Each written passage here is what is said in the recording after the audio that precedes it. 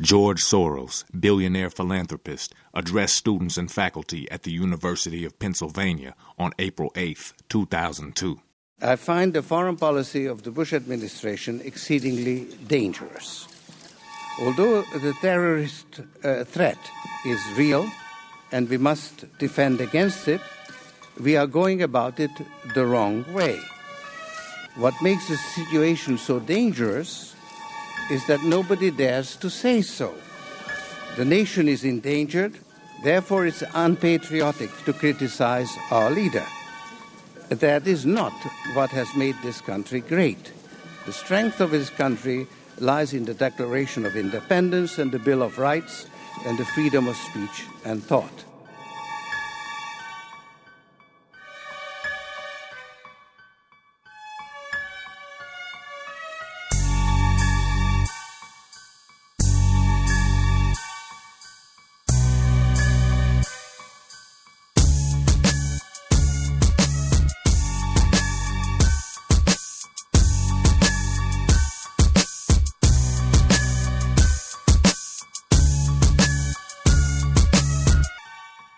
In the weeks leading up to the one-year anniversary of 9/11, GNN approached 9 people who have dedicated themselves to investigating how and why the United States was attacked that September day.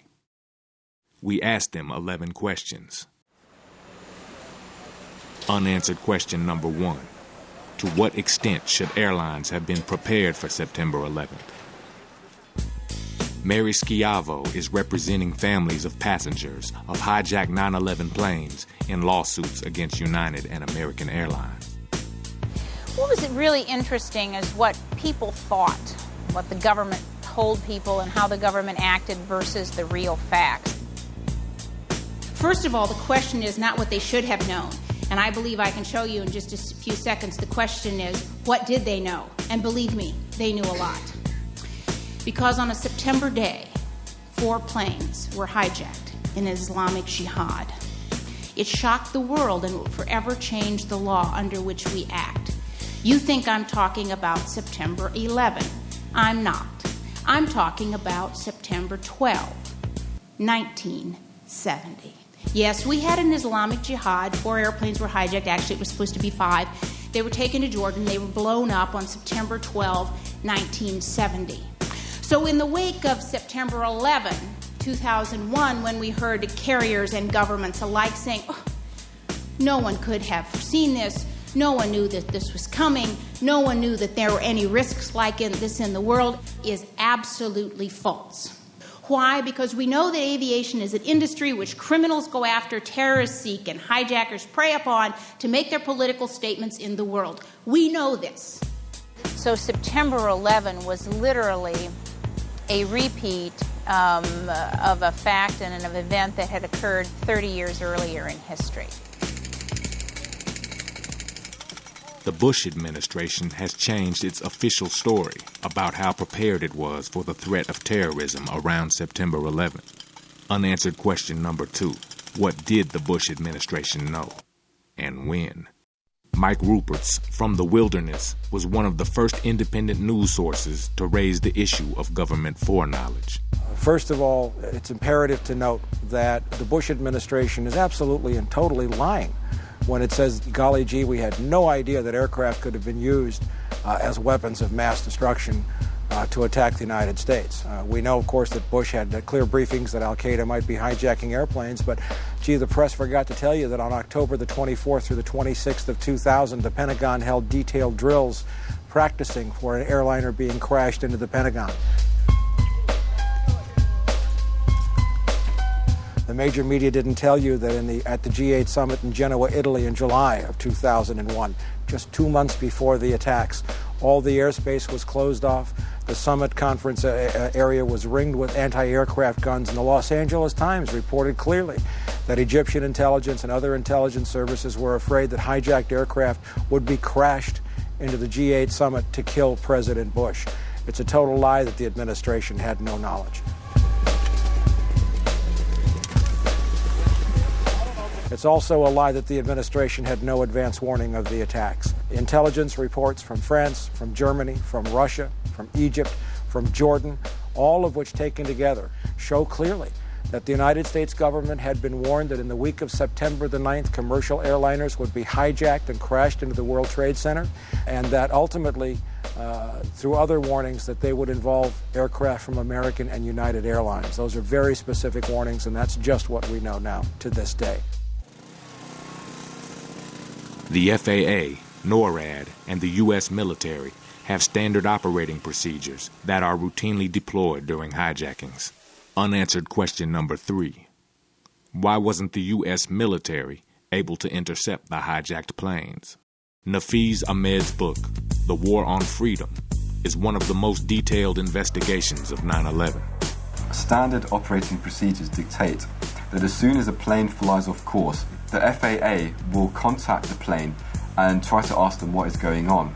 If there is a problem or if they cannot establish radio contact, then immediately the FAA will contact the Pentagon, who will, within a matter of minutes, a maximum of 10 minutes normally, will scramble fighter jets to intercept the civilian plane and to analyze the situation and see what is going on. In his book, Nafeez documents a timeline of September 11th, showing how the attack should have been prevented, intercepted, or terminated. In the case of American Airlines Flight 77, which departed Dulles and was crashed into the Pentagon, the FAA lost contact at 8:50 a.m. However, fighters were not scrambled until 9:24 a.m., a delay of over 30 minutes. Now, this sort of direct violation of standard operating procedures is inconceivable without some kind of high-level government approval. If we try to explain it by using the incompetence theory, it doesn't make sense. For example, if it was incompetence, we would expect that there would have been a normal inquiry into what went wrong. We would have expected that there would be some kind of reprimands, that certain officials would be downgraded, or they would lose their jobs, or something would have happened to correct the situation. But we find that there has been no such reprimands at all. Unanswered question number 4. How did the administration respond to the failures of the military and intelligence agencies on 9/11? David McMichael is an ex-CIA analyst and former editor of Unclassified, the magazine of the Association of National Security Alumni. Contrary to the situation in countries with parliamentary governments, where the responsible cabinet officer following a disaster of any sort is expected to, and almost always does, resign or go fall on his sword or something like that. In the United States, this simply doesn't happen. That's not our tradition. Despite the breakdown under his acting leadership on September 11th, General Richard B. Myers was promoted to chairman of the Joint Chiefs of Staff, the highest military post in the country. The worse the failure of intelligence, the more the intelligence system gets rewarded in terms of greater budgets and more personnel, on the grounds, of course, that they failed because they didn't have the resources. Well, that's often done in the military side as well. A sufficient military failure will usually bring on demands not so much for the sacking of the generals who participated in the failure, but in increasing their budget so that arguably it won't happen again. In his 2003 budget, President Bush proposed an allocation of $396 billion for national defense, an increase of $48 billion over 2002, the largest single increase in military spending since the height of the Vietnam War. Unanswered question number 5. What ties, if any, did the U.S. government and intelligence agencies have with the terrorists or their supporters? Michel Chossudovsky's research at the Center for Research on Globalization has exposed links between the Bush administration and the terrorists. It's well documented that the Taliban was supported by the Clinton administration. They would never have formed a government had it not been for U.S. military aid, which was channeled through Pakistan's inter-services intelligence. And that same organization supports the development of these terrorist organizations.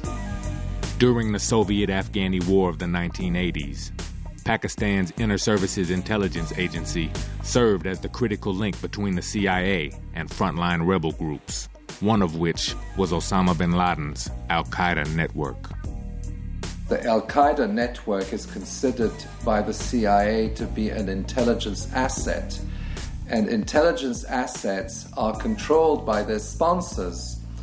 That does not, of course, mean that Al-Qaeda is necessarily pro-American. It means that Al-Qaeda is being used to perform certain functions for the US intelligence apparatus. And it goes through a whole complex group of intermediaries. And that's why Pakistan's military intelligence has played a very important role in that context. It's important to understand that the man who, according to the FBI, is considered to be the so-called money man behind the 9/11 terrorists, I'm talking about the head of Pakistan's military intelligence, Mohammed Ahmad. In the aftermath of 9/11, the FBI confirmed that General Ahmed, then head of Pakistan's ISI, had authorized a $100,000 wire transfer to Muhammad Atta, the alleged ringleader of the terrorist hijackers. Well, this same individual was on an official visit to Washington from the 4th to the 13th of September, and he met Colin Powell, Richard Armitage, George Tenet, his counterpart. Now, the question you have to ask yourself, if the money man behind 9/11 is in Washington meeting top officials and at the same time sending money to the terrorists, doesn't it sound... What is the proximity group of this individual from the sociological point of view? Okay? He has links with the terrorists, he has links with the Bush administration. He's buddy-buddy with George Tenet, he's buddy-buddy with Mohammed Atta. Does that not suggest that senior Bush officials should at least give us some answers of what they were doing with this guy? Unanswered question number 6. Were there plans for a war in Central Asia prior to September 11th? This war was coming for a long time.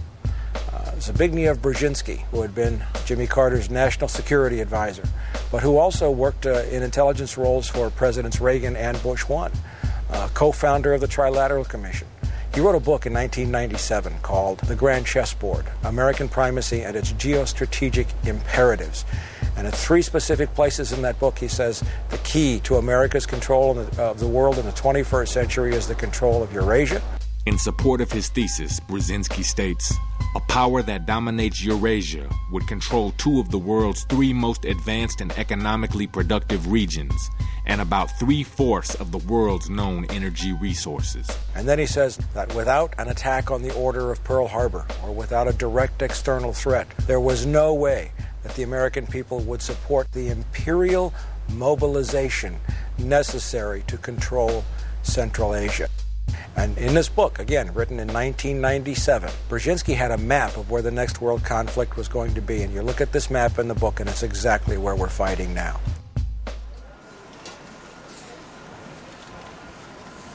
Unanswered question number 7.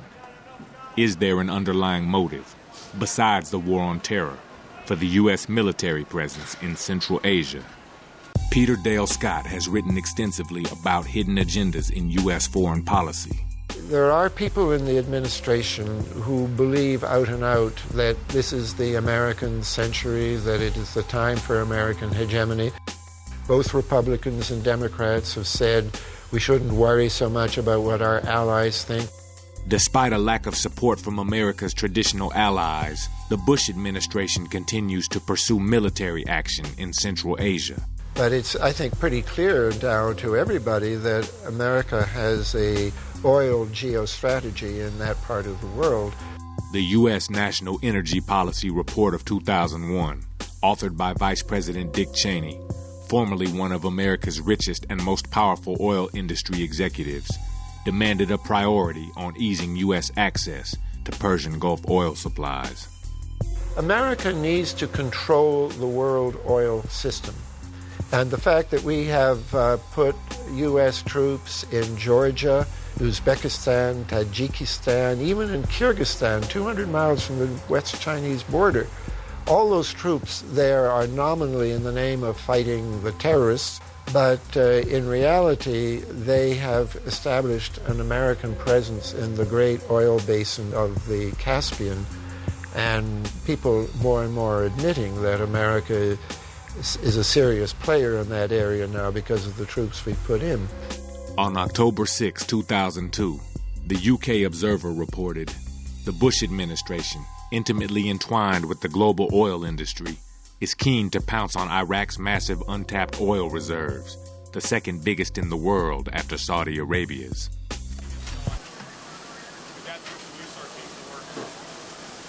Unanswered question number 8. Is there any historical evidence to suggest that the government may have used the 9/11 attacks to justify its war in Central Asia? Alex Jones is a television and radio broadcaster who has publicly questioned the Bush administration's version of what happened on September 11th. Governments always get caught engaging in terrorist attacks against their own populations to rally them for war or for a domestic crackdown. We saw William McKinley's Navy in the 1890s blowing up their own ship in Havana Harbor as a pretext for war with the Spanish government. And that's now admitted fact. We saw Adolf Hitler blow up his own Reichstag as a pretext for martial law. Firebomb their own capital. Nazi documents have been released, now a part of historical record.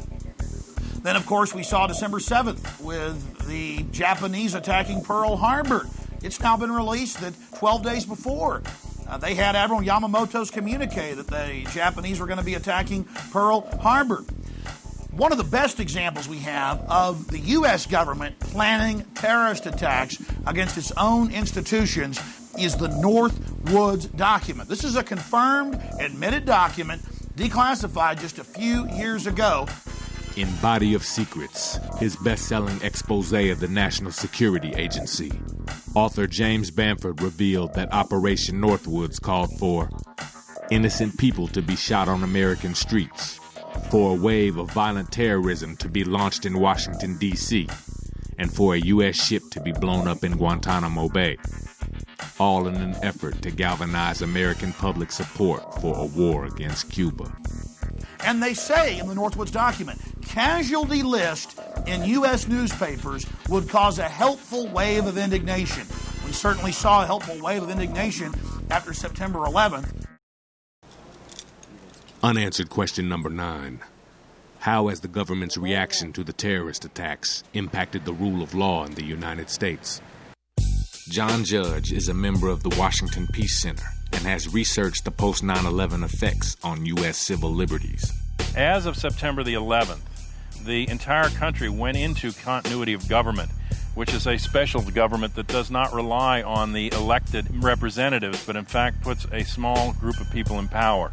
When you go into a declared war or a state of national emergency, which is what they went into on September 11th, legal authorities change. Hundreds of laws allow new power and new authorities for a select few people. Decisions are made not by the overt government, but by now an acknowledged shadow government. That's who's making these decisions, is DOD, FEMA, and the NSA. That's who's running the country since September 11th. They're not making it very visible, but they studied conventional explosives and weapons, chemical and biological weapons, and nuclear weapons as a 3-stage approach to terrorism and counterterrorism, and at each of those levels they laid out maps that would take away more and more of the civil liberties. Eventually, when you go to martial law or into these emergency situations, they can set up detention camps and go into certain neighborhoods and round people up. The highway system, the phone system, communications, mass media, mail, all come under offices of emergency preparedness and military control once you go into these scenarios.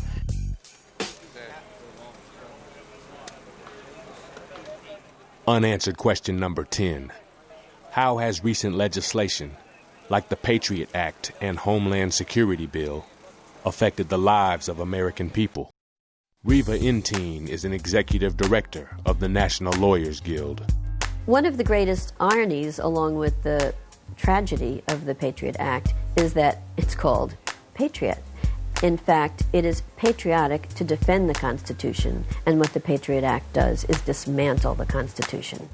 In October 2001, the USA Patriot Act was passed into law, granting unprecedented levels of power to the Justice Department. The greatest thing that it did is it created a new federal crime of domestic terrorism. Under the Patriot Act, a definition of domestic terrorism is activities that involve acts dangerous to human life, that violate the laws of the U.S. or any state, and appear to be intended to influence the policy of government by intimidation or coercion. That's domestic terrorism. Now, intimidation or coercion are very mild words when you think about it. What about people going out on strike? What about Rosa Parks sitting in the front of the bus? What about the sit-ins at the lunch counters? Those are all intended to intimidate or coerce government institutions. And if somebody had the possibility of being injured as a result, that would have been domestic terrorism. Martin Luther King would have been a domestic terrorist.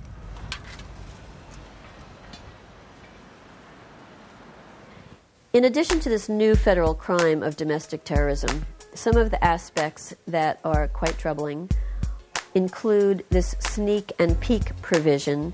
So now the police can go in to your house and search your house without a warrant if you're not there. They also have this roving wiretap provision, where it used to be that they would have to get a warrant for your particular phone, and now the warrant applies to any phone that you might touch. That could be your mother's phone, that could be your friend's phone. Any phone you might touch is subject to a wiretap. Also in the Patriot Act is the new designation of civilians as enemy combatants. Citizens deemed enemy combatants can be held indefinitely with no charges against them, no right to see an attorney, no right to go before a judge. And this category of enemy combatant isn't even defined. So at this point, anybody who's suspect can be denied all due process rights guaranteed under the Constitution. The Homeland Security Act, which passed about a year later in November 2002, outlines in great detail the degree to which the government can now spy, listen in, record, get access to internet, library cards, bookstore records, medical records, school records, phone conversations. The Patriot Act did some of this. The Homeland Security expands it so that there's really no area of our lives that are free from government intrusion.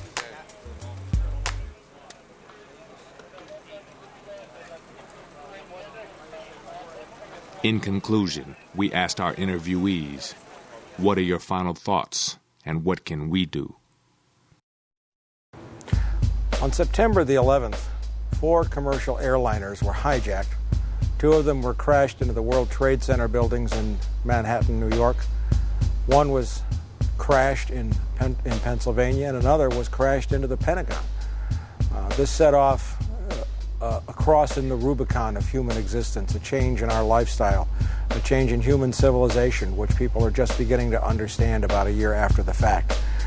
That was a day that changed all of our lives forever in ways that we're just beginning to see.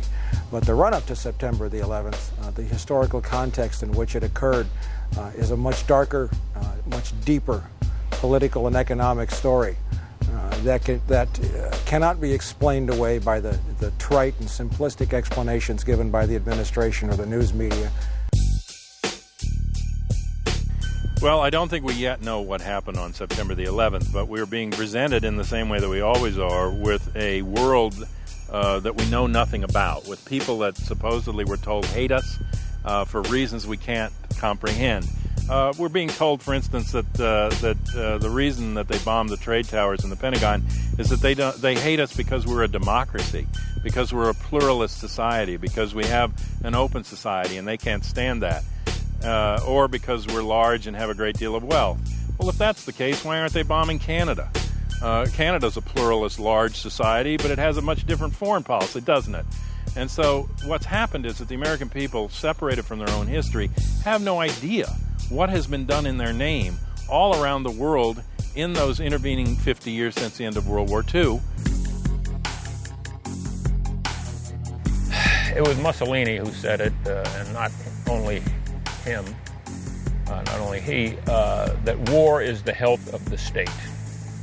In other words, in time of war, the people who govern are given typically almost free rein to do as they wish without much question. All people who govern. And a matter of fact, George Bush has said it on at least 2 occasions. You know, it'd be so much easier if I were a dictator. I paraphrase closely.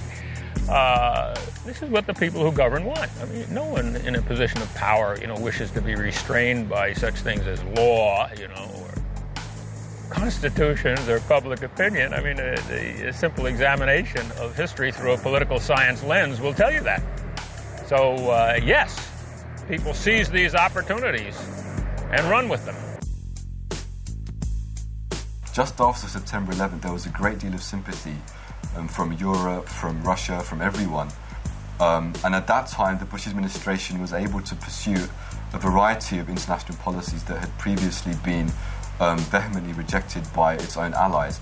What's happening now is that as the United States continues with the war on terror, including the upcoming imminent invasion of Iraq, threats against Saudi Arabia, threats against Iran, threats against many, many countries around the world which happen to be of strategic interest to the United States.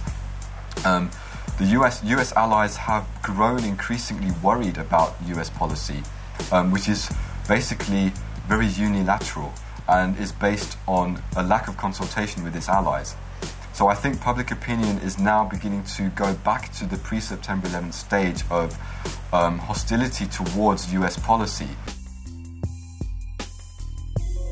I like to quote John Adams, who I think put his nail on the head. He said, it's the established order of things that whenever a nation rises to such a height of power that it loses its wisdom and moderation, it will in the end also lose its power, which will come back when its sense of moderation returns.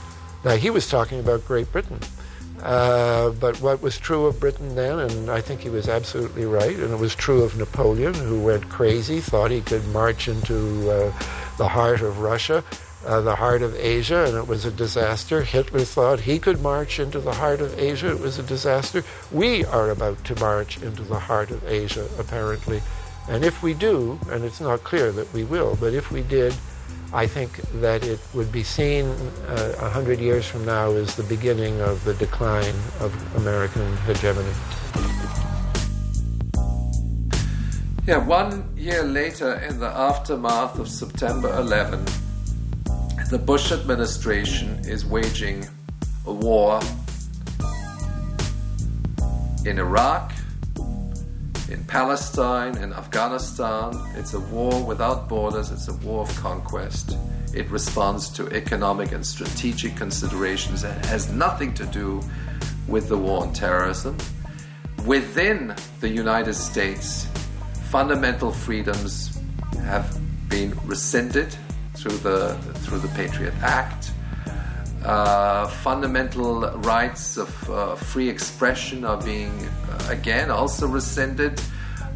People are being arrested arbitrarily for presumed links to the terrorists, when in fact the people who have ordered these arrests themselves have links to the terrorists. That's the question we have to ask, and that's what defines the criminalization of the state. It's when war criminals call the shots and decide who are criminals.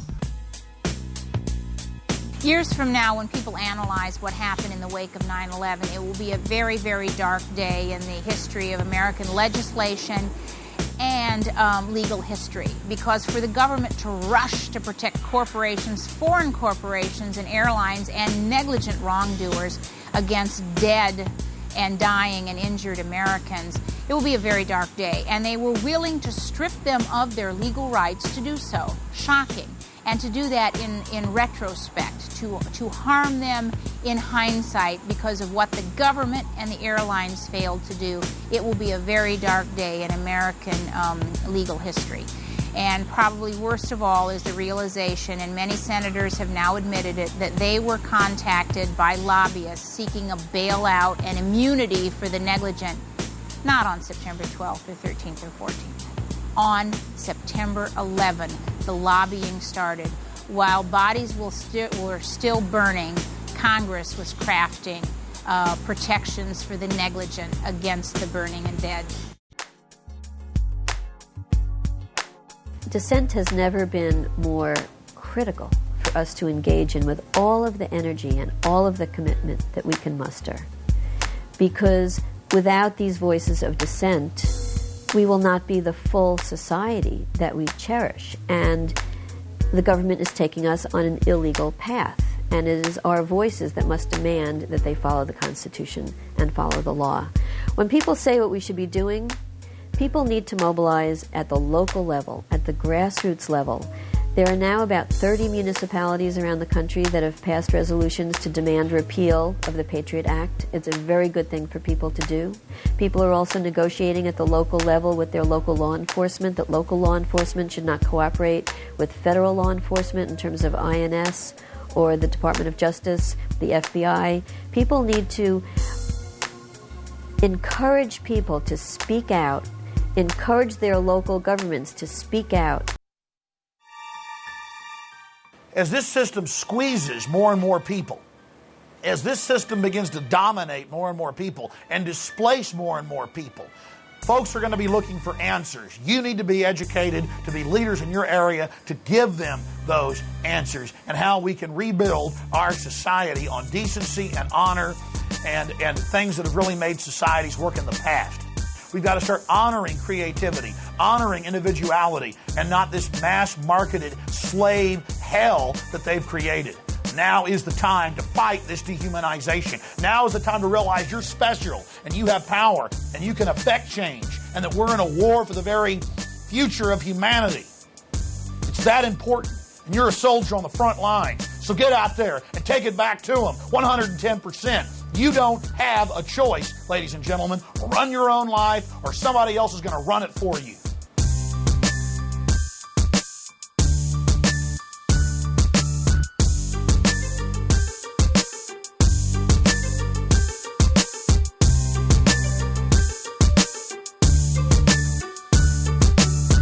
What would you do if you knew all the things we knew? Would you stand up for truth? Or would you turn away?